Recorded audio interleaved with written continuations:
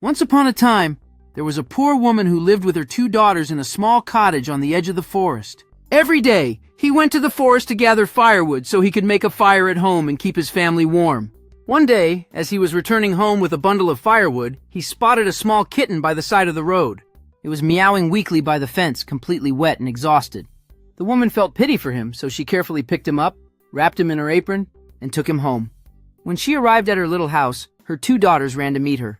They immediately noticed that their mother was hiding something in her arms and curiously asked what it was. When she showed them the little kitten, both of them laughed excitedly and asked her to let them play with it. The woman shook her head in denial. "The kitten is sick and weak. She needs to regain her strength first," she explained. He laid her down on some old rags and brought her a little milk. The daughters looked disappointed, but they understood that they had to take care of her.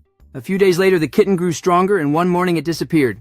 The woman assumed she had returned to the world, and thus, after a while, she almost forgot about him. One day he ventured into the forest again.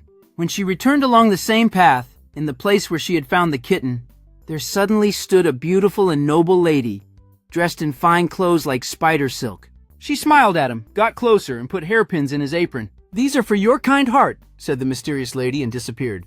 The woman looked surprised at the hairpin, but she had no idea what could be special about it. He took him home and put him on the table. When she woke up in the morning, she had a big surprise. On the table was a perfectly knitted pair of socks. She couldn't believe her eyes. The next night, she left the hairpin in the same place, and in the morning, there was another pair of socks there. This is how the woman understood that she received a magic gift. Every night, the hairpin worked alone and the socks multiplied. She started selling them and soon had enough money so that her family would never suffer from shortages again. And thus it was proven that compassion and kindness are the greatest wealth a person can have.